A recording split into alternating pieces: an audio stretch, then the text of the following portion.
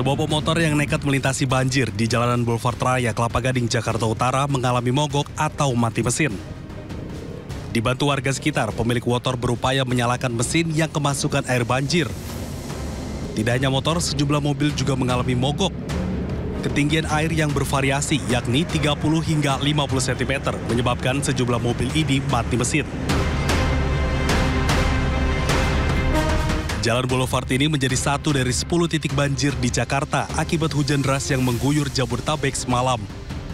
Banjir menutup akses jalan dari arah Pulau Gadung ke Kelapa Gading dan sebaliknya. 3 jalur alternatif lain juga mengalami genangan serupa, sehingga tidak ada pilihan lain antara menunggu air surut atau memaksakan diri menembus genangan banjir. Genangan di kawasan ini juga disebabkan drainase yang buruk serta pompa air yang tak berfungsi maksimal, mengakibatkan aliran air Kali Sunter di sepanjang jalan ini mudah meluap. Sejumlah bantuan mobil tumpangan dan Satpol PP dan Dinas Perhubungan dikerahkan untuk membantu masyarakat melintasi kawasan ini. Sementara yang lainnya masih memilih menggunakan Delman dan Transjakarta yang beroperasi mulai pukul 10 pagi tadi.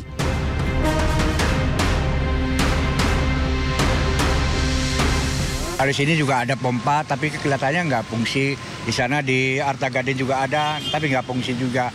Ya sampai bisa begini banjir. Mungkin keseluruhan banjir semua, tapi kan kalau ada jalan pompanya kan mending kayak agak cepat surut gitu kan. Warga berharap adanya normalisasi pompa air dan drainase untuk mengatasi banjir di kawasan ini yang terkenal dengan pusat pertokoan, sehingga tidak menghalangi kegiatan perekonomian warga.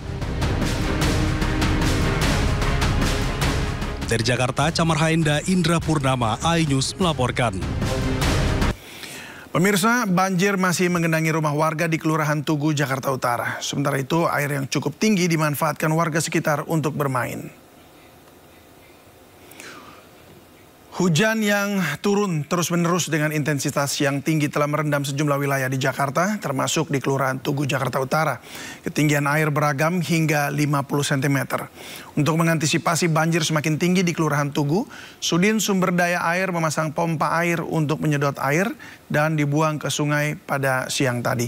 Sementara itu, anak-anak warga Kelurahan Tugu, Jakarta Utara memanfaatkan hari libur dan banjir untuk bermain bersama di tengah jalan depan rumah mereka yang juga tengah terendam.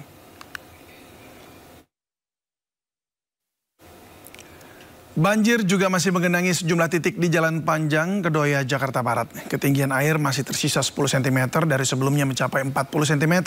Sementara itu dari Jalan Panjang ke arah Pesing, kendaraan melintas dan mengambil sisi kanan yang masih lebih tinggi. Meski genangan mulai surut, cuaca di Jakarta masih tampak mendung. Warga diimbau untuk tetap waspada terhadap potensi hujan yang dapat kembali menyebabkan genangan di beberapa titik.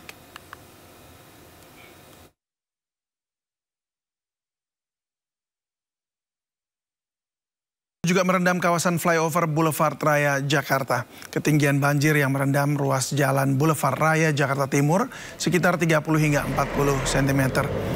Meski demikian, sejumlah kendaraan tetap nekat melintasi jalan dari arah Kelapa Gading menuju Boulevard Raya ataupun sebaliknya.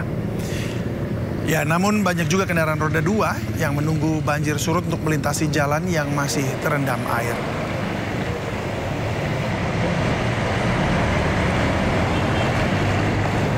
Dan pemirsa, untuk mengetahui informasi terkini, kita sudah terhubung dengan rekan Henry Aprila di kawasan Kelapa Hibrida, Kelapa Gading, Jakarta. Henry, bagaimana situasi terkini di sana? Apakah banjir masih merendam wilayah Kelapa Gading? Selamat sore David dan juga pemirsa. Kalau untuk data yang kami dapat terbaharui, situasi yang tentunya kami dapat sampaikan, tepat di belakang kami saat ini, kami sedang berada di Jalan Hibrida, maksud kami Kelapa Hibrida, Jakarta Utara, tepatnya di Kelapa Gading. Kalau dibandingkan dengan tadi pagi, David, ini sudah cukup membaik. Air yang menggenangi jalan raya dari Kelapa Gading sendiri ini sudah cukup membaik. Kalau banjir yang terjadi di pagi hari, ini dini hari sendiri, di kawasan Kelapa Gading sempat air menggenangi setinggi 80 sampai dengan 90 cm.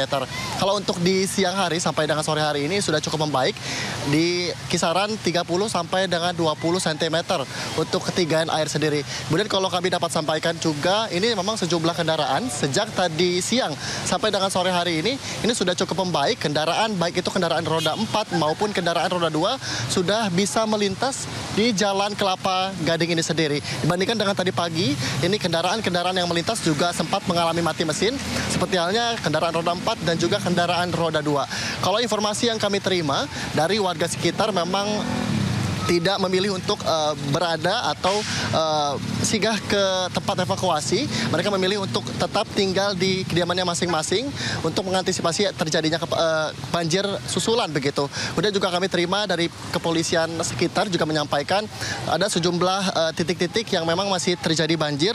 Ini salah satunya Kelapa Gading Barat, kemudian juga Jalan Hibrida, kemudian juga hingga Jalan Nias yang masih terdampak banjir sendiri.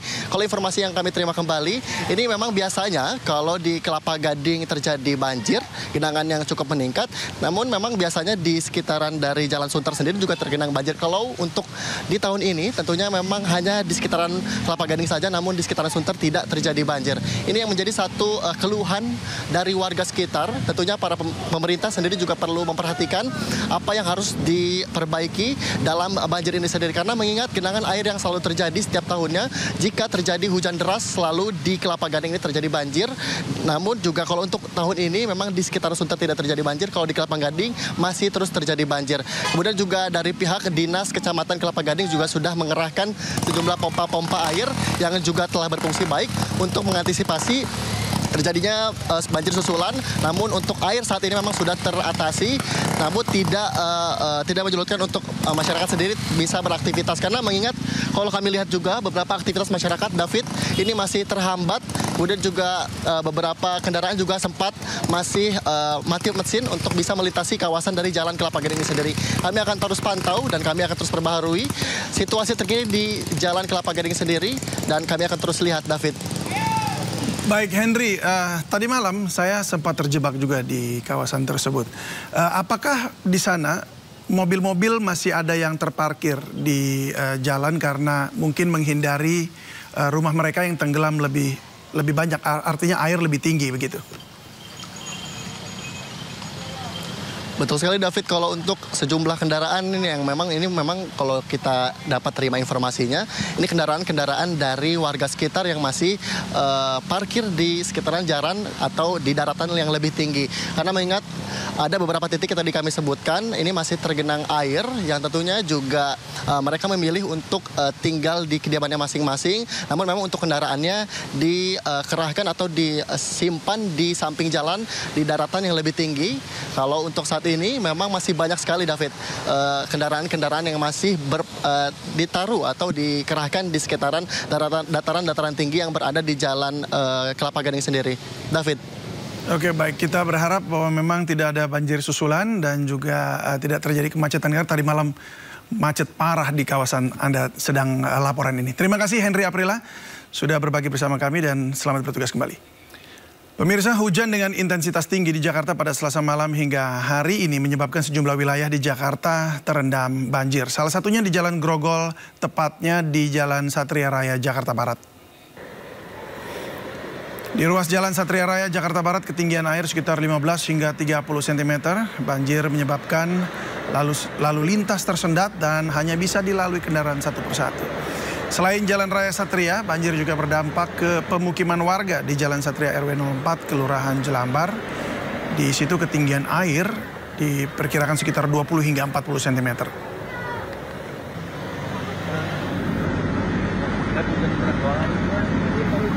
Ya, hujan lebat yang mengguyur Jabodetabek sejak tadi malam membuat sejumlah wilayah terendam banjir.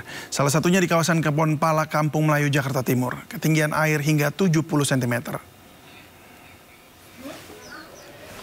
Hujan yang mengguyur area Jabodetabek sejak kemarin malam mengakibatkan banjir di sejumlah titik di Jakarta. Salah satunya di kawasan Kebon Pala, Kampung Melayu, Jakarta Timur, di mana banjir setinggi 70 cm terjadi di RT 11, RW 5, RT 13, RW 4. Berdasarkan penuturan warga, banjir diakibatkan luapan Kali Ciliwung Air mulai naik sejak pukul 6 sore Selasa lalu dan belum surut hingga saat ini. Hingga kini warga belum dievakuasi karena warga memilih untuk bertahan di rumah masing-masing. Ketinggian air sekarang 50 cm, masih dalam tahap siaga 3 di sini, di lokasi ini ya, siaga 3. Nanti kita Solo Garut di sini. Nanti kalau misalkan ada tiba-tiba ada air meluap datang, kita lakukan evakuasi.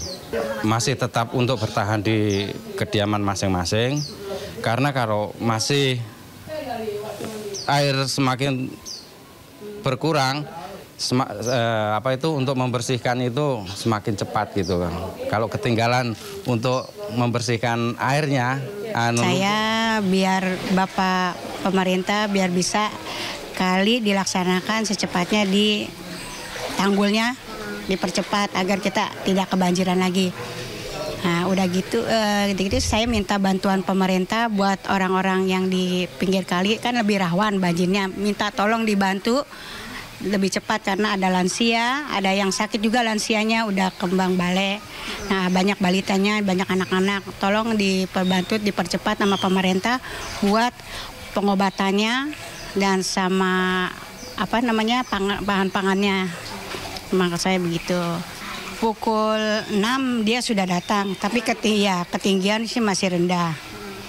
Nah, ke siaga 3. Nah, kedua jam 2 malam dia datang lagi, ketinggian ada sekitar 100 kurang dah, 75-an. Tapi alhamdulillah sekarang udah mulai surut. Banjir juga menggenangi puluhan rumah di Petamburan Tanah Abang, Jakarta Pusat dengan ketinggian air hampir 1 meter. Akibat meluapnya aliran kali, banjir juga merendam jalur rel kereta di stasiun Tanah Abang.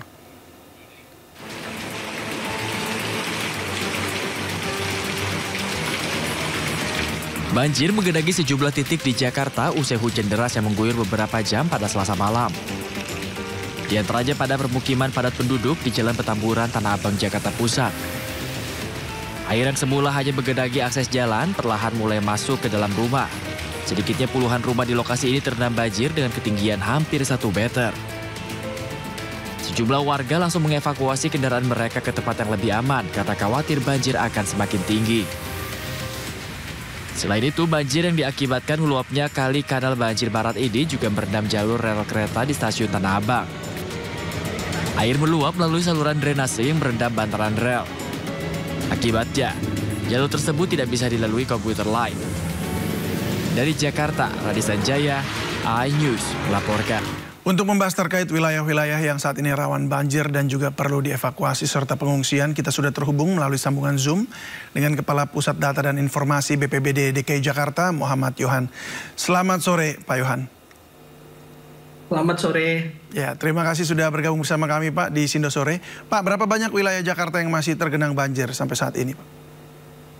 Baik, untuk data sampai dengan pukul 4 sore ini, masih ada 39 RT yang tergenang banjir nih.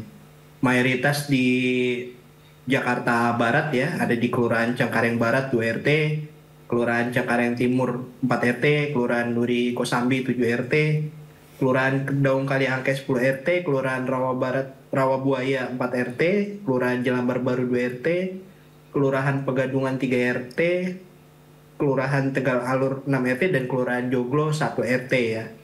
Adapun untuk ruas jalan ini ada 16 ruas jalan yang masih tergenang ya. Namun ya kira-kira seperti itu. Baik, lalu di mana saja wilayah yang mungkin paling parah terdampak banjir ini? Kalau dibilang paling parah, ini datanya juga dinamis ya. Dinamis dalam artian ini genangan ini cenderung cepat surut. Ini data juga bergerak terus ya. Kalau dilihat dari data pukul 3 pagi itu ada 54 RT dan 23 ruas jalan yang tergenang. Namun seiring dengan waktu ini datanya terus berubah ya. Nah, data yang terakhir ini 39 RT dan 16 ruas jalan. Apakah ada wilayah-wilayah tertentu yang memang dievakuasi begitu warganya karena mungkin terdampak cukup parah? Baik, memang ada beberapa wilayah ya yang memang ada pengungsian. Namun demikian dari pengungsi ini jumlahnya juga terus berkurang ya seiring dengan menurunnya genangan di lokasi tersebut gitu. Kami mencatat ada 6 kelurahan, yaitu Kelurahan Duri Kosambi, Kelurahan Kedaung Kaliangke, Kelurahan Tegal Alur, kemudian Kelurahan Pegadungan, Kelurahan Rawa Barat, dan Kelurahan Cengkareng Timur. Ini yang mana ada pengungsian ya, tapi jumlahnya terus berkurang dari jam demi jam karena genangannya surut. Selain itu, kami pun sudah turun ke lapangan. BPBD sudah sejak tadi malam ini sudah turun mengirimkan kebutuhan dasar bagi pengungsi ya, yaitu bantuan-bantuan seperti makanan siap saji, kemudian sandang, pakaian, kemudian baby kits ya, itu sudah dikirimkan. Yang sedang berlangsung sekarang itu di Kelurahan Tegal Alur ya, ini sedang berlangsung penurunan bantuan untuk warga ya oleh BPBD. Ini sedang berlangsung saat ini. Dan itu ditampung di mana warga yang mengungsi? Warga ditampung itu di berbagai tempat ya. Jadi maksudnya apakah di kelurahan ada ruang pertemuan atau di mana? Sebagai contoh di Kelurahan Tegal Alur ya, ini ada beberapa tempat untuk evakuasi ya, seperti di Rusun Lokbin, kemudian di Musola Al Hidayah, kemudian Musola Al Madin, dan juga ada di Erpetra Alur Kemuning ya, juga ada di Masjid An-Najah. Nah ini untuk di Tegal Alur. Nah untuk bantuan sendiri saat ini kami turunkan di kelurahan ya, untuk nanti kemudian disebarkan ke RW 3, RW 4, RW 11, RW 15 yang ada di Kelurahan Tegal Alur yang memang terdampak genangan atau banjir ya. Oke, baik. Lalu kalau dilihat ini kan wilayah mana Pak yang masih harus diwaspadai mengingat ini cuaca buruk tampaknya masih ya terus menghantui beberapa hari ke depan? Nampaknya ini wilayah-wilayah lain sudah mulai surut ya, yang masih tersisa cukup perlu diwaspadai itu di kelurahan yang ada di Jakarta Barat ya. Ini cukup harus diwaspadai di kelurahan-kelurahan yang ada di Jakarta Barat, yang tadi salah satu yang disebutkan itu di Kelurahan Tegal Alur ya. Ini Pak Sekban ini terpantau sedang membagikan bantuan. Sekretaris Badan BPBD ini sedang membagikan bantuan logistik kepada warga yang ada di Kelurahan Tegal Alur. Ini lokasinya diserahkan, ini titiknya di kantor Kelurahan Tegal Alur ya. Baik Pak, ini kan SDA juga sudah mengerahkan sejumlah pompa air ya Pak ya, dan beberapa titik di Jakarta ini ada pompa besarnya juga. Berapa banyak juga mungkin yang dari BPBD dikerahkan untuk melakukan penyedotan air? Untuk saat ini BPBD itu memiliki 267 personil di 267 kelurahan, dan nampaknya hari ini semua diinstruksikan oleh Pak Isnawaji, Pak Kepala Pelaksana, untuk hadir semua di lokasi ya, di lokasi kejadian bencana khususnya banjir, dan umumnya petugas BPBD itu beriringan dengan pasukan biru dari Dinas Sumber Daya Air, biasanya antara bertiga sampai berlima, ini tergantung dari jumlah pompa yang dibawa ya. Biasanya pasukan biru itu 2 orang membawa 1 pompa mobile ya. Dan mereka mengikuti arahan dari petugas penanganan bencana BPBD, ini titik-titik mana yang diprioritaskan untuk dilakukan penyedotan. Apabila nanti dilihat itu genangannya ternyata tidak mampu diatasi oleh pompa mobile, kami akan berkoordinasi lebih lanjut dengan Dinas Sumber Daya Air untuk mengerahkan pompa yang lebih besar. Atau mengerahkan armada pompa yang lebih besar ya, statis. Jadi pompa itu setahu saya, pompa mobile itu ada sekitar 5.000-an pompa yang di Dinas Sumber Daya Air yang dibawa oleh 6.000 pasukan biru ya. Sementara pompa statis sendiri ada sekitar 500-an dan ini sudah dikoordinir untuk dikerahkan secara maksimal untuk menyedot air. Bahkan tadi pagi pukul 1 Pak PJ Gubernur Pak Teguh Setiabudi bersama PLT Kepala Dinas Sumber Daya Air ini sudah ke lokasi untuk memetakan mana-mana saja yang memerlukan dukungan lebih ya, khususnya dukungan pompa mobile ataupun pompa yang lebih besar untuk mengurangi genangan. Terima kasih banyak Pak Yohan untuk informasinya. Jadi kita warga juga tahu kemana harus pergi kalau harus mengungsi dan seperti apa kesiapan dari BPBD Jakarta. Terima kasih Kepala BPBD Jakarta sudah berbagi bersama kami di 112 ya. Oh 112, oke. Itu layanan emergency ya. Baik. Emergency ya. Baik. Seperti 911 tapi kita punya 112. 112, baik. Terima kasih. Terima kasih banyak Pak Yohan sekali lagi. Selamat sore dan selamat bertugas Pak. Pemirsa, selain di Jakarta, hujan deras yang mengguyur pada Selasa malam juga menyebabkan banjir di sejumlah titik di Bekasi, Jawa Barat. Hujan deras juga mengguyur sejumlah wilayah Bekasi, Jawa Barat. Ratusan rumah termasuk di jalan utama perumahan Boulevard Hijau dan Harapan Indah Kota Bekasi, Jawa Barat terendam banjir dengan ketinggian hingga 1 meter. Kondisi jalan yang tergenang air membuat aktivitas warga terganggu.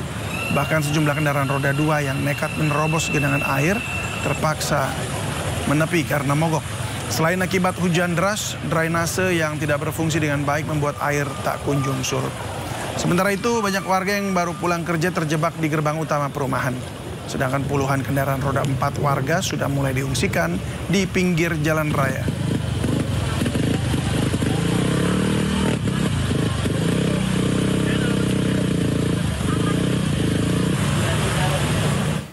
Sementara itu banjir dengan ketinggian 50 cm hingga 1,5 meter menerjang perumahan Nuansa Mekarsari Rajek, Kabupaten Tangerang terjadi pada Selasa malam. Selain merendam jalanan, banjir juga masuk ke dalam rumah penduduk yang berdampak pada terganggunya aktivitas warga. Selain disebabkan hujan deras, meluapnya Sungai Cirarap akibat pendangkalan menjadikan air terus menggenang. Ratusan rumah warga terendam di 6 RT. Akibatnya warga mengungsi di rumah tetangga yang tidak terdampak banjir. Warga berharap pemerintah melakukan penormalan atau normalisasi terhadap Sungai Cirarap sehingga banjir bisa dicegah dan diantisipasi. Ayo pura-pura lihat, Pak. Hujan deras terjadi di wilayah Bogor membuat air sungai meluap. Sejumlah rumah warga di kampung pensiunan Tugu Cisarua, Kabupaten Bogor, Jawa Barat terendam air. Belum ada laporan kerusakan atau korban akibat peristiwa ini.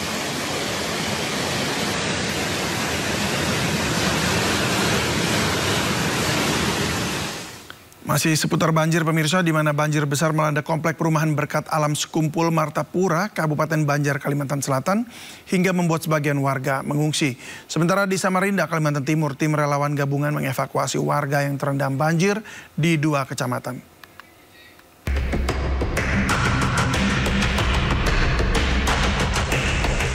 Banjir yang semakin tinggi membuat sebagian warga komplek Berkat Alam Sekumpul Martapura, Kabupaten Banjar, Kalimantan Selatan mulai mengungsi.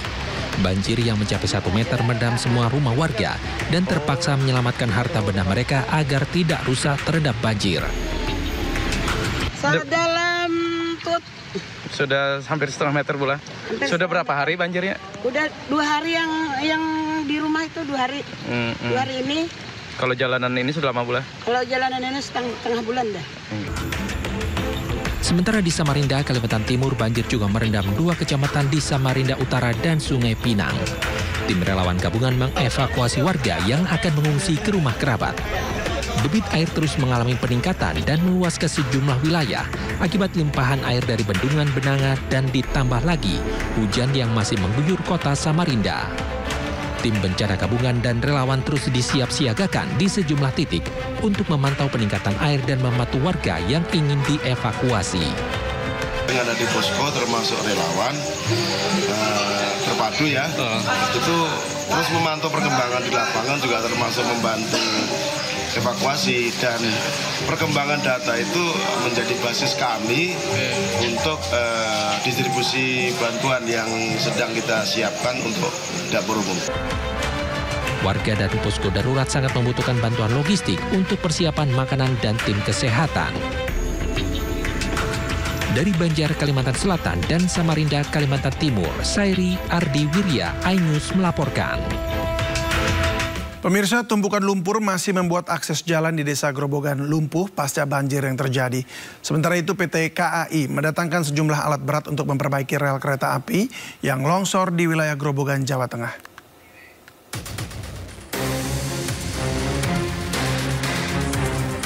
Personil gabungan TNI, Polri, dan relawan bahu-membahu membersihkan lumpur yang merendam Desa Batu Ragung, Kecamatan Gubuk, Grobogan, Jawa Tengah. Lebih dari sepekan, lumpur tebal masih menutupi sebagian besar akses jalan desa dan membuat sejumlah rumah rusak berat. 5 titik tanggul di sepanjang desa yang jebol membuat 13 rumah hanyut terbawa arus banjir, 18 rumah rusak berat, dan ribuan rumah lainnya terdampak.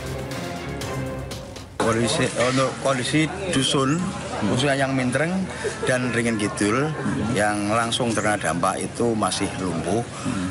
Baru alhamdulillah pada hari ini dari teman-teman bantuan semua pihak, kepolisian, TNI, dan semua organisasi yang ada itu bahu-membahu membantu membuka jalan di dusun Mintreng agar proses evakuasi atau proses penyaluran bantuan bisa berjalan dengan baik. Sementara itu, warga yang terdampak saat ini masih bertahan di pengungsian. Mereka khawatir jika hujan deras bisa menyebabkan banjir susulan karena tanggul sungai Tuntang yang membentang di belakang desa hingga kini masih proses perbaikan. Dari Grobogan, Jawa Tengah, Rustama Nusantara melaporkan. Untuk membahas penyebab hujan yang tak henti-hentinya serta terkait wilayah-wilayah yang saat ini rawan bencana akibat cuaca buruk, sudah bergabung bersama kami Kepala Badan Meteorologi, Klimatologi, dan Geofisika, Dwi Korita Karnawati. Selamat sore, Bu Dwi Korita. Di studio ada David Cilahoy ya. Selamat sore, Bu. Selamat sore, Bu Dwi Korita. Assalamualaikum. Ya, ini dengan David Cilahoy, Bu. Ya. Mas David, oke. Ya, baik. Terima kasih sudah bergabung bersama kami di Sindo Sore. Bu Dwi Korita, ini apa yang tengah terjadi, Bu, di atmosfer kita saat ini mengakibatkan hingga hujan yang tidak henti-hentinya, bahkan kali ini memukul wilayah Jakarta ini? Sebetulnya kejadian kemarin itu sudah diantisipasi sejak akhir November atau awal Desember, karena di bulan Oktober kami memantau bahwa masuknya monsun atau hujan dari Asia itu akan dimulai bulan November dan mengakibatkan musim hujan di wilayah Indonesia dan akan meningkat atau terjadi puncak musim hujan itu terutama wilayah Jakarta dimulai Januari dan sebagian di bulan Februari. Jadi sesuai dengan hasil prediksi bahwa di bulan Januari dan nanti hingga pertengahan Februari DKI akan mengalami puncak musim hujan. Selain itu bersamaan dengan terjadinya fenomena La Nina lemah akibat mendinginnya suhu muka air laut di Samudra Pasifik, sementara suhu muka air laut di wilayah perairan Indonesia semakin menghangat, maka terjadilah anomali iklim yang disebut La Nina lemah dan berdampak pada peningkatan curah hujan hingga 20%. Selain itu juga terjadi Madden-Julian Oscillation atau pergerakan awan-awan hujan dari Samudra Hindia sepanjang Khatulistiwa yang saat ini melintasi masuk wilayah Indonesia bagian barat. Selain itu juga terjadi fenomena seruak udara dingin yang masuk dari dataran tinggi Tibet menuju wilayah Indonesia bagian barat. Dan yang terakhir terjadi bersamaan fenomena gelombang ekuator atau gelombang atmosfer ekuator, yaitu gelombang Rossby dan Kelvin. Kesemua fenomena tersebut terjadi bersamaan dan berdampak pada saling menguatkan peningkatan curah hujan, maka terjadilah hujan yang ekstrim. Itu diantisipasi sejak bulan awal Desember. Jadi itu 20% meningkat karena semua hal itu berkolaborasi begitu ya? Betul sekali. Saling amplifikasi menguatkan.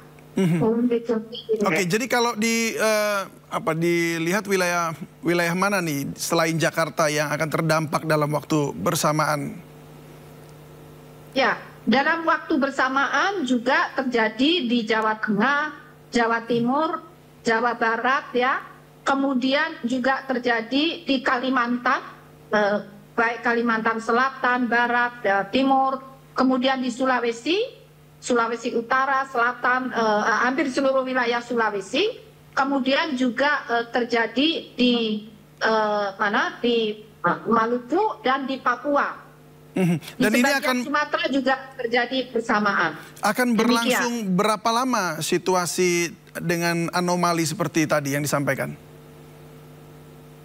Sebetulnya kalau anomali La Nina lemah, saya ulangi ya, anomali iklim berupa La Nina lemah, ini masih akan berlangsung hingga Maret atau April, yang berdampak pada peningkatan curah hujan hingga 20%.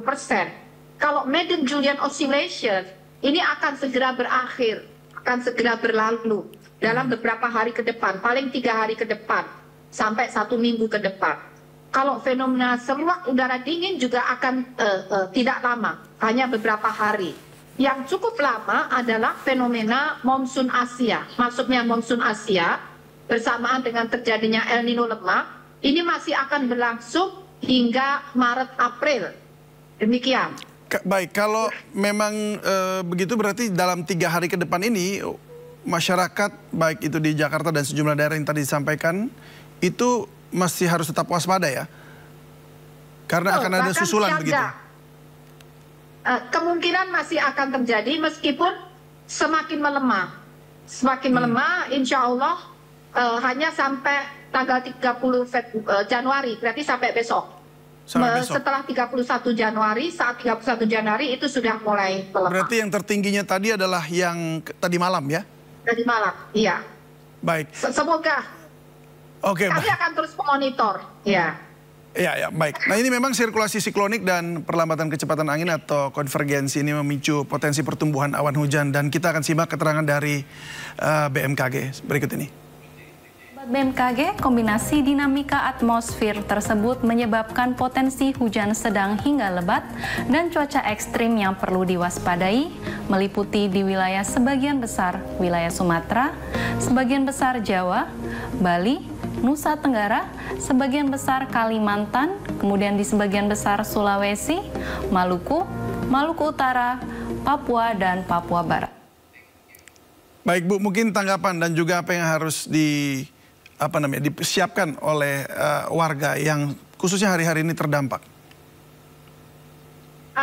Jadi kami mohon terus memonitor perkembangan informasi cuaca dari BMKG melalui berbagai kanal, antara lain laman BMKG ataupun aplikasi mobile info BMKG. Karena di situ ada informasi perakiraan cuaca 6 hari ke depan untuk setiap 3 jam. Untuk setiap wilayah desa, kota, kabupaten, dan provinsi di Indonesia. Sehingga kami mohon untuk menyusun perencanaan kegiatan 6 hari ke depan dengan menyesuaikan kondisi cuaca. Jam berapa akan hujan sampai jam berapa, itu bisa terlihat di sana. Itu yang pertama.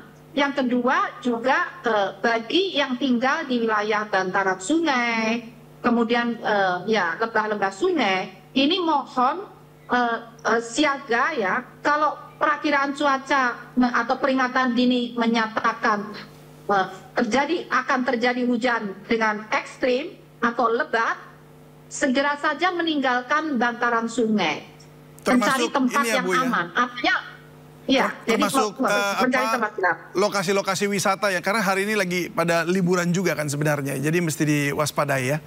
Betul, terutama wisata yang ada di sungai. Jangan lakukan susur sungai. Baik. Ini beberapa kali terjadi dan itu berbahaya. Baik. Dan juga di wilayah lereng-lereng ini harus waspada. Kalau sudah mendung, apalagi gelap, sudah hujan rintik, segera meninggalkan lereng-lereng tersebut menuju tempat yang datar jauh dari lereng. Itu yang penting dilakukan. Baik, itu menjadi catatan. Terima kasih banyak Bu Dwi Korita, Kepala BMKG, sudah berbagi bersama kami di Sindo Sore. Salam sehat selalu dan selamat bertugas, Bu. Terima kasih. Kawasan wisata Puncak Bogor, Jawa Barat mulai lengang saat libur Imlek hari ini. Lengangnya kawasan Puncak diperkirakan terjadi karena hari ini merupakan hari terakhir libur panjang pekan ini. Inilah suasana lalu lintas di kawasan Simpang Gadok, Bogor, Jawa Barat. Kontras dengan kemarin, kendaraan yang menuju kawasan wisata Puncak mengalir lancar. Begitu juga dengan arah sebaliknya ke arah Jakarta tidak terjadi antrian kendaraan. Selain hari libur terakhir, sepinya kawasan Puncak karena cuaca yang tidak menentu.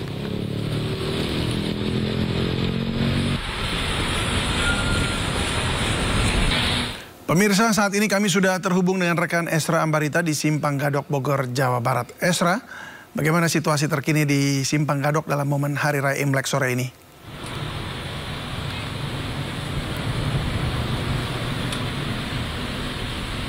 Esra? Ya, selamat sore Davi dan juga pemirsa. Kalau pantauan arus lalu lintas di Simpang Gadok, Bogor, Jawa Barat dalam momen Imlek tahun baru kali ini terpantau lancar, tidak ada ketersendatan yang mengarah ke Bogor ataupun yang mengarah ke Puncak maupun yang ke arah Jakarta. Dan ini sudah kami pantau sejak pagi tadi terbilang lancar, tidak ada ketersendatan sama sekali. Tentunya kondisi ini sangat berbeda jika dibandingkan pada hari Minggu, hari Sabtu dan hari Senin yang lalu.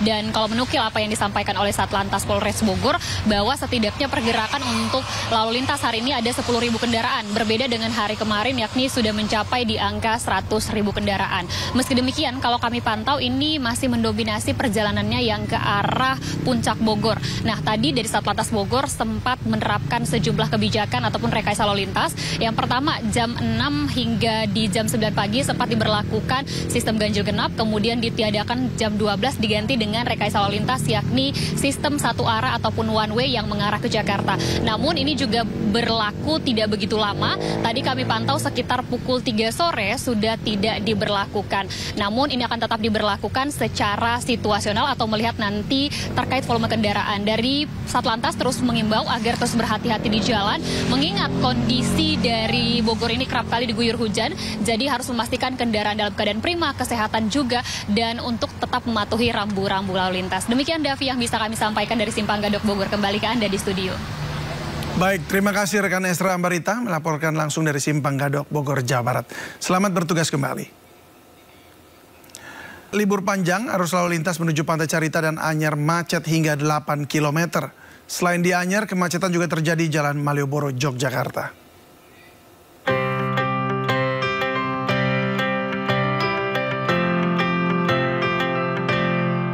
Antrian kendaraan terjadi hingga 8 km akibat banyaknya kendaraan yang akan melakukan perjalanan balik dari kawasan Pantai Carita dan Anyar. Hal ini diakibatkan tingginya animo masyarakat yang berwisata di kawasan pantai, memanfaatkan momen libur panjang Isra Miraj dan libur Imlek. Untuk mengurai kemacetan, Polres Cilegon menerapkan sistem satu arah di kawasan Ciwandan. Sistem one way mulai diberlakukan pada Senin sore. Di Yogyakarta, kepadatan arus lalu lintas terjadi dari Jalan Mataram dan Jalan Abu Bakar Ali menuju kawasan Malioboro. Kepadatan kendaraan ini mencapai puncaknya pada sore hari. Meski macet, para wisatawan tetap memilih Malioboro sebagai tujuan wisata lantaran ingin menikmati suasana ikonik di kota pelajar ini. Tujuannya memang mau liburan ya, karena libur panjang ini kan suasananya lumayan rame dari hari Jumat. Dari hari Jumat itu sudah rame semua tempat wisata. Selain menikmati lokasi wisata, kawasan Malioboro juga dipadati pengunjung yang berbelanja oleh-oleh seperti baju batik, kaos, dan jajanan khas Yogyakarta. Tim Liputan melaporkan.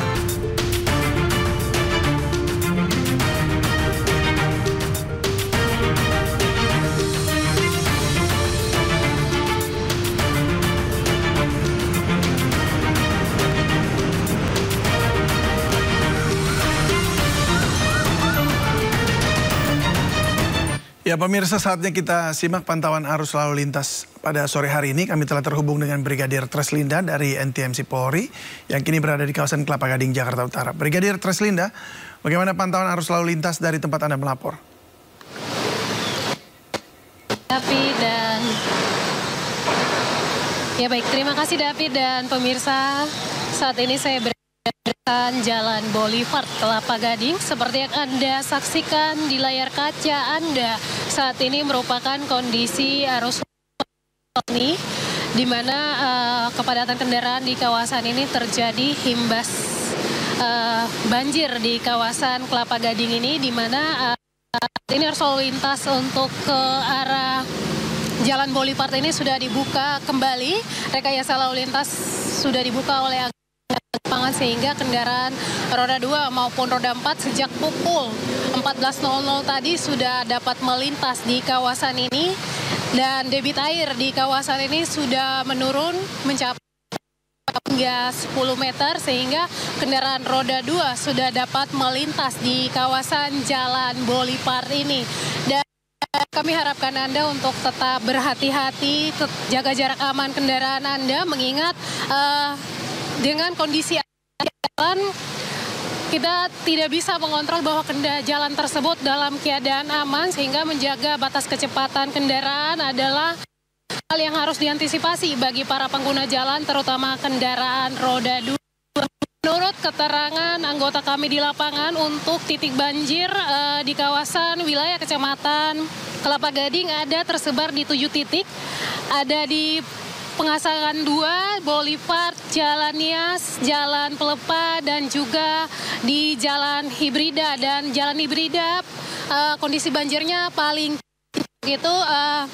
Sampai saat ini tidak ada pengungsi, masyarakat tetap menetap di kediaman masing-masing. Namun demikian, dari Polsek Kelapa Gading bekerja sama dengan Koramil 06 Kelapa Gading menyiapkan beberapa tempat pengungsian, yaitu ada di Pegangsaan 2 dan juga ada di Kelapa Gading Barat. Dan untuk kondisi banjir saat ini sudah surut, namun kami prediksikan melihat cuaca di lapangan akan turun hujan lagi. Nantinya tentunya anggota kami di lapangan mengantisipasi dengan menyiapkan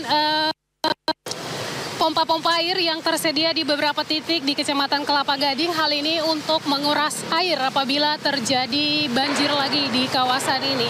Dan untuk pelaksanaan perjalanan Anda selalu lancar, kami harapkan Anda dapat mengikuti arahan serta petunjuk petugas kami yang berada di lapangan, dan tentunya saling menghargai antar sesama pengguna jalan. Hal ini menghindari terjadinya kecelakaan lalu lintas di kondisi banjir saat ini. Dan untuk mengupdate informasi seputar arus lalu lintas terkini, kami siap melayani Anda di 15669 ataupun melalui SMS Center kami di 9119. Demikian Brigadir Treslinda melaporkan langsung dari kawasan Kelapa Gading. Kembali ke David di studio, silakan. Ya, terima kasih Brigadir Treslinda atas laporannya dari kawasan Kelapa Gading, Jakarta Utara. Selamat bertugas kembali dan salam presisi.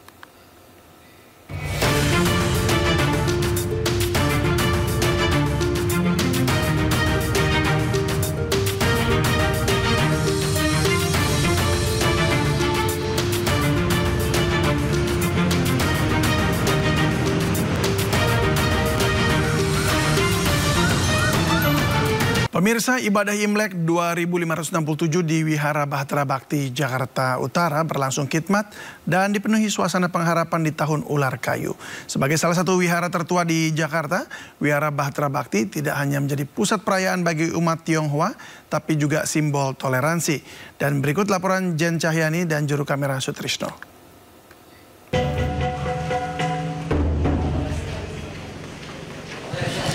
Ya, pemirsa, di hari Tahun Baru Imlek ini, masyarakat umat Tionghoa melakukan ibadah di tempat ibadahnya masing-masing. Salah satunya di sini di Vihara Bahtera Bakti Ancol. Nah, di sini sudah ramai didatangi para umat yang melakukan ibadah di sini sejak pagi. Meskipun ada sedikit kendala kalau kami mendapatkan informasi dari penjaga vihara sendiri yang tahun ini tidak lebih ramai dari tahun-tahun sebelumnya karena karena kendala cuaca seperti diketahui sejak hari malam kemarin memang turun hujan yang cukup lebat sampai pagi hari ini, namun hingga siang hari ini sudah mulai ramai yang berdatangan para umat yang akan melakukan ibadah menggunakan baju berwarna merah. Nah, saya akan tunjukkan kepada Anda proses ibadah para umat yang melakukan ibadah di Vihara Bahtera Bhakti ini. Nah, mereka melakukan pembakaran dupa yang kemudian melakukan doa di dalam sana. Nah, ini uniknya di sini di Vihara Bahtera Bhakti, pemirsa, di sini ada makam tokoh Muslim Tionghoa yang ada di sana, dan umat Tionghoa yang melakukan ibadah di sini juga melakukan doa di dalam sana di makam Muslim Tionghoa. Kemudian setelah itu mereka melakukan doa di tempat dewa-dewa dan dewi. Nah, setelah pembakaran dupa, kemudian dupa tadi ditancapkan ke tempat yang sudah disediakan di sana. Setelah itu, setelah pembakaran dupa, lalu melakukan penyiraman minyak. Nah, setelah itu melakukan pembakaran kertas dan kemudian dimasukkan ke dalam pagoda sebagai tanda usai atau selesai.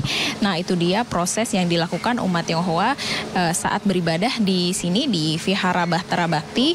Dan kalau kita lihat memang ibadah di sini terasa hikmat dan lancar. Semua umat juga melaksanakan ibadah dengan tertib.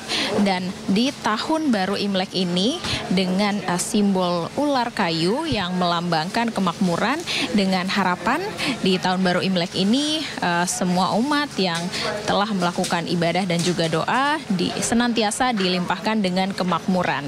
Dari Jakarta, Jen Cahyani bersama juru kamera Sutrisno melaporkan. Memperingati perayaan Tahun Baru Imlek 2576 Kongzili, atraksi barongsai tampil di peron stasiun kereta cepat Wush untuk menghibur para penumpang yang hendak bepergian naik kereta. Atraksi barongsai ini dapat disaksikan di stasiun kereta cepat kawasan Halim, Padalarang, dan Tegaluar.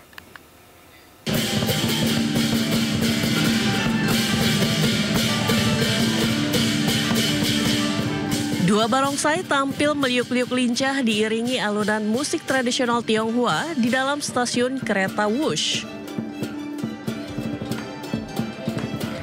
Penumpang kereta cepat yang tengah menunggu giliran naik pun seolah terpana menyaksikan atraksi kedua barongsai. Mereka tak ketinggalan mengabadikan momen unik ini sebelum menaiki kereta. Atraksi kesenian barongsai di peron stasiun kereta cepat Wush Halim, Jakarta Timur ini merupakan pertunjukan yang sengaja digelar PT Kereta Cepat Indonesia China atau KCIC dalam rangka Tahun Baru Imlek 2576 Kongzili. Pertunjukan barongsai ini bertujuan memberikan pengalaman yang menyenangkan sekaligus meningkatkan kenyamanan penumpang di tengah tingginya jumlah penumpang selama masa libur panjang. Untuk pengguna yang berangkat di tanggal 29 Januari, ada penampilan barongsai yang akan menghibur para penumpang baik itu di stasiun dan juga di dalam kereta. Dan penampilan barongsai ini akan berlangsung mulai dari pagi sampai dengan sore hari, baik itu di stasiun Halim, Padalarang, dan juga Tegaluar. Dan tentunya memang sejumlah hiburan ini dilakukan karena pada momen libur Imlek ini terjadi peningkatan penumpang yang cukup signifikan. KCIC mencatatkan jumlah penjualan tiket naik signifikan selama periode libur panjang. Hingga Rabu pagi 29 Januari 2025, tiket yang sudah terjual mencapai 18.000 tiket.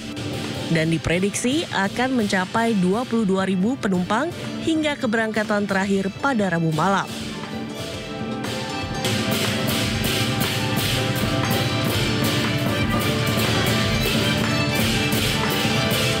Imlek dan Cap Gomeh tahun 2025, kota Singkawang dipenuhi dengan hiasan dan pernak-pernik khas Imlek. Salah satu ornamen yang menarik adalah replika ular raksasa dengan panjang ratusan meter.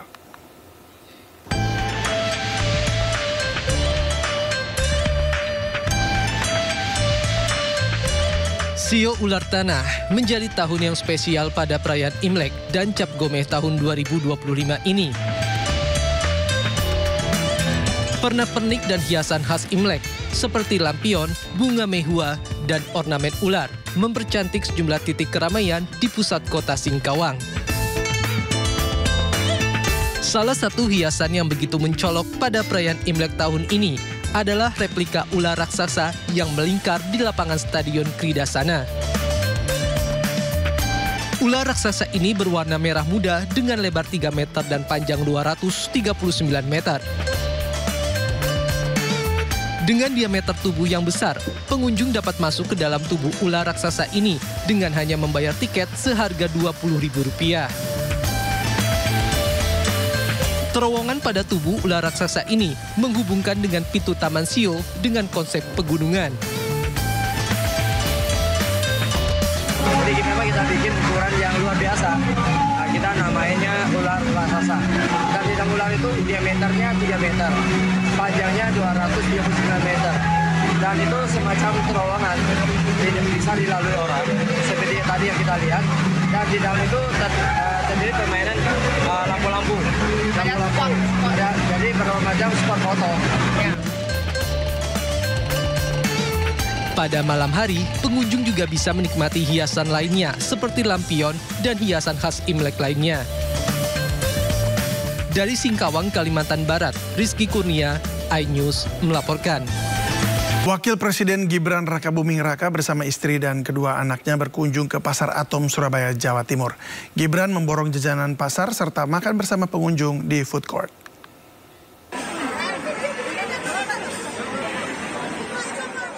Wakil Presiden Gibran Rakabuming Raka berkunjung ke Pasar Atom, Surabaya, Jawa Timur.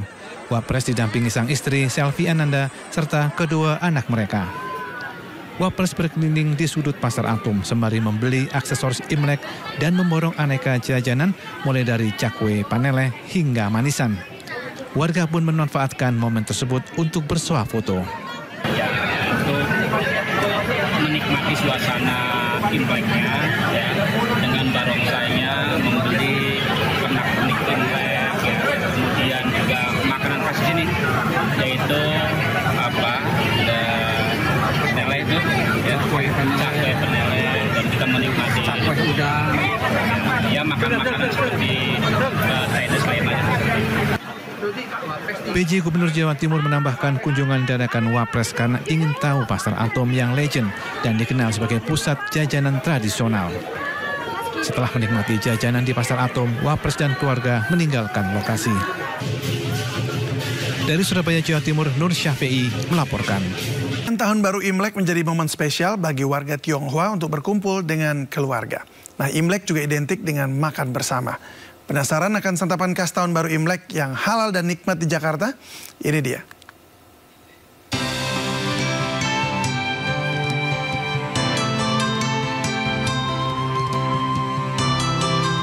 Tahun baru Imlek atau Chinese New Year yang bertepatan dengan libur panjang, saya akan mengajak Anda untuk mencoba kuliner khas yang berbeda dengan yang lain. Ya, sebuah restoran di kawasan Senopati, Jakarta Selatan menawarkan ragam menu makanan yang lezat. Cocok bagi Anda yang sedang mencari rekomendasi kuliner Imlek bersama keluarga. Namun jangan khawatir, semua menu yang disajikan di sini halal. Tersedia pula makanan yang nikmat dan sehat bagi para penikmat vegetarian.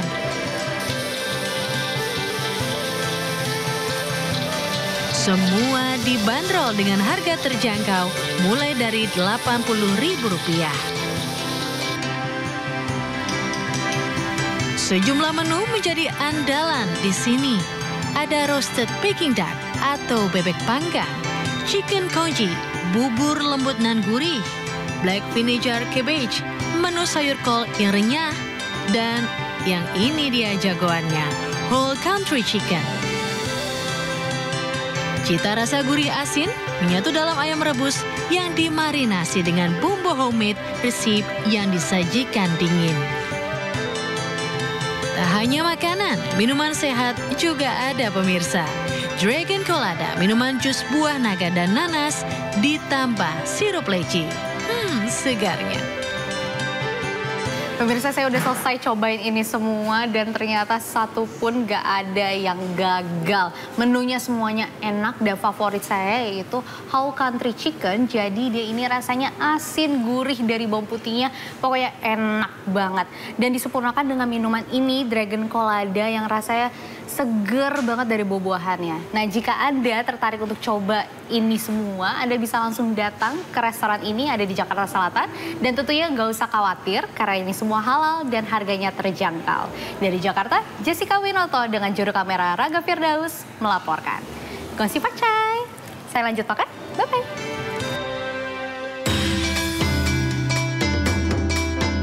Negeri tirai bambu memiliki makanan yang turun-temurun diwariskan dari zaman dahulu hingga sekarang masih tetap ada. Salah satunya adalah roti mantau atau mantau. Mantau merupakan makanan pokok di daerah China bagian utara. Mantau sekilas terlihat seperti bakpao yang juga merupakan makanan khas China. Di Indonesia tersedia juga mantau dengan isian daging sapi rendang menawarkan cita rasa tradisional. Selain rendang, ada beberapa topping sebagai pelengkap kuliner unik ini, yakni keju mozzarella, telur ikan salmon, serta saus mayones dan sayuran selada. Banyaknya topping pada sajian mantau rendang ini cukup menggugah selera penikmatnya, apalagi tekstur daging yang empuk dengan bumbu rendang yang meresap. Sehingga sajian ini sangat nikmat untuk menu makanan Imlek. Untuk membuat mantau rendang dibutuhkan bahan roti mantau, roti yang mirip dengan bakpao. Kemudian olahan daging rendang dan sayuran selada. Pertama-tama tumis daging dengan bumbu rendang dan jadikan isian roti mantau. Tambah dengan keju mozzarella serta beri saus mayones. Mengangkat lokal makanan kita bikin ke internasional biar lebih beda. Makanya kita fusion kan, yang mantau biasanya beef kita pakai makanan isinya masakan Chinese, kita bikin yang isinya Indonesia. Jadi ada yang beda. Nah, kesini ada yang ciri khasnya. Bagaimana? Mudah bukan untuk memasak mantau rendang? Anda pun bisa mencobanya sendiri di rumah untuk sajian pada tahun baru Imlek bagi Anda yang merayakan. Setelah buron selama bertahun-tahun, pelarian Paulus Thanos tersangka dalam kasus korupsi IKTP akhirnya berakhir. Ia ditangkap di Singapura atas bantuan Lembaga Anti Korupsi Singapura atas permintaan penegak hukum Indonesia.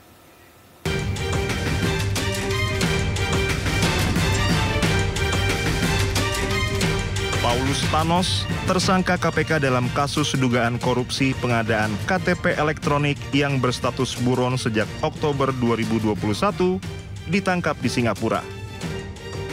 Penangkapan Thanos dilakukan oleh Lembaga Anti Korupsi Singapura atau Corrupt Practices Investigation Bureau atau CPIB atas permintaan penegak hukum Indonesia. Saat ini Paulus Thanos sedang ditahan di Singapura sambil menunggu proses ekstradisi yang diajukan pemerintah Indonesia. Mudah-mudahan semuanya berjalan lancar. Itu dulu lah. Pak, penangkapannya gimana? Pak benar di Singapura, Pak? Sedang apa mungkin? Iya, Pak. Di mana? Kalau itu kan dari sana nanti ya akan tindak lanjut. Kami hanya banyak melakukan koordinasi, ya kemudian nanti mudah-mudahan semuanya lancar. Di Singapura itu rumah tinggal ke bandara atau gimana, Pak? Belum terverifikasi secara spesifik. Akan berkoordinasi dengan siapa aja nanti KPK untuk memulangkan? Ya, pastinya dengan pihak yang terkait semuanya. Ya. Paulus Thanos ditetapkan sebagai tersangka pada 13 Agustus 2019 atas pengadaan paket penerapan kartu tanda penduduk berbasis nomor induk kependudukan secara nasional tahun 2011 hingga 2013 pada Kementerian Dalam Negeri. Dalam kasus yang menyeret mantan Ketua DPR Setia Novanto, perusahaan milik Paulus Thanos PT Sandipala Arta Putra terbukti mendapat keuntungan fantastis yakni 140 miliar rupiah. Pada 2023, posisi Paulus Thanos sempat terendus di Bangkok, Thailand.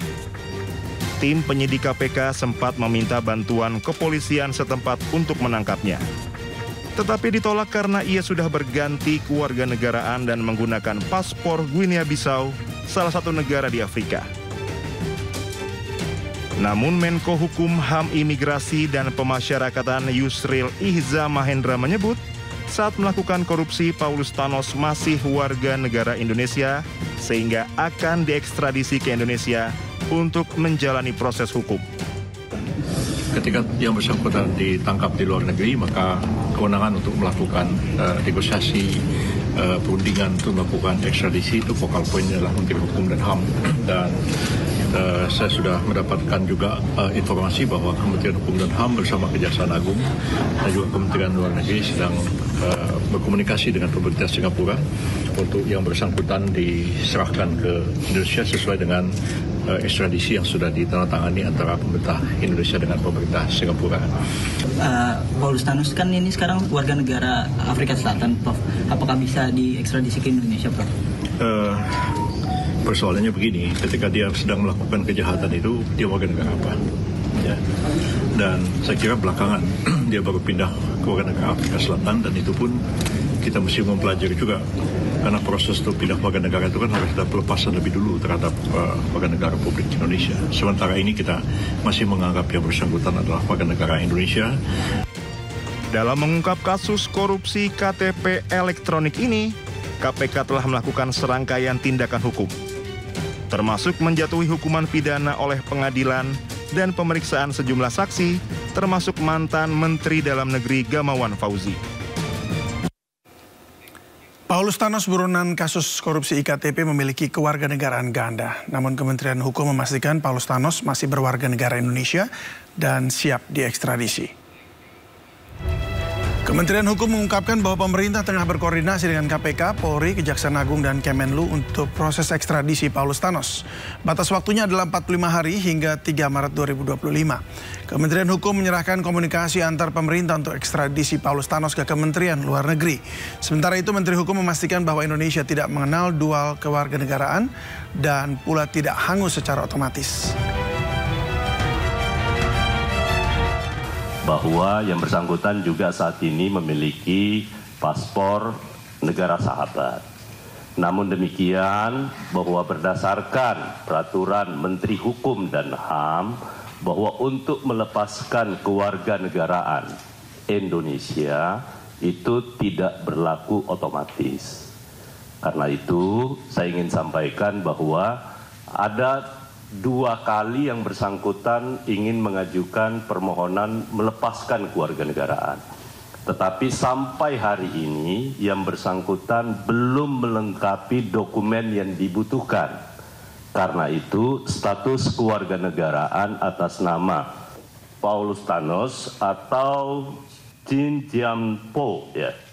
Chin Tianpo alias Paulus Thanos itu masih berstatus sebagai warga negara Indonesia. Pesepak bola Ole Romeni dan 2 pemain keturunan Indonesia lain akan segera mengucap sumpah WNI pada 8 Februari mendatang. Kehadiran Ole diharapkan membuat lini serang Garuda kian kuat demi meraih poin penting di lanjutan ronde ketiga kualifikasi Piala Dunia 2026. Menteri Hukum Republik Indonesia Supratman Andi Aktas mengatakan Ole Romeni dan 2 pemain keturunan Indonesia lainnya akan segera mengucap sumpah WNI. Supratman mengatakan Ole Romeni yang diproyeksikan mengisi skuad timnas Indonesia senior beserta 2 pemain yang direncanakan memperkuat timnas U20 yaitu Tim Gapens dan Dion Marks akan disumpah pada 8 Februari 2025. Namun sebelum itu ada proses di DPR yang harus dituntaskan. Setelah resmi menjadi WNI, Ole Romeni diharapkan dapat memperkuat lini serang timnas Indonesia menghadapi Australia di Sydney pada 20 Maret dan Bahrain 5 hari berselang di Jakarta. Kehadirannya diharapkan membuat lini serang Garuda kian kuat demi meraih poin penting di lanjutan ronde ketiga kualifikasi Piala Dunia 2026. Masjid Indonesia akan membangun 100 masjid di Gaza, Palestina. Pada tahap awal, 10 masjid akan dibangun dan ditargetkan rampung pada bulan Ramadan tahun ini.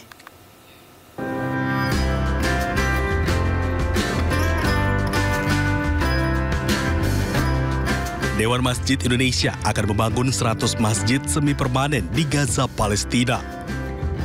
Pada tahap awal, DMI akan membangun 10 masjid lebih dulu dan ditargetkan rampung pada bulan Ramadan tahun ini.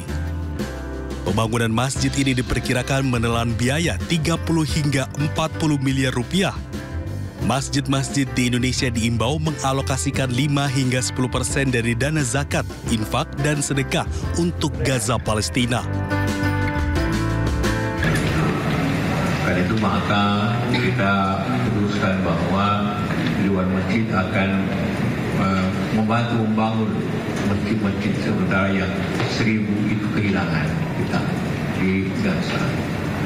Nah sementara ini terputuskan sendiri untuk segera membangun 10 masjid, tapi dalam perencanaan lanjut untuk bulan Ramadan ini kita harapkan bahwa jamaah masjid dalam rangka mengumpulkan sedekah, infak dan zakat itu menyisakan juga menyumbangkan untuk kira-kira 50% kemampuan masjid masing-masing untuk kita namanya program pembangunan masjid di Gaza. Informasi tadi menutup Sindo Sore pada hari ini. Jangan lupa Anda bisa mendapatkan informasi terkini dan terbaru melalui portal yang menghadirkan berita daerah, berita nasional, dan berita internasional. Lengkap di sindonews.com. Saya David Silahoy mewakili tim redaksi yang bertugas pamit undur diri. Terima kasih dan sampai jumpa.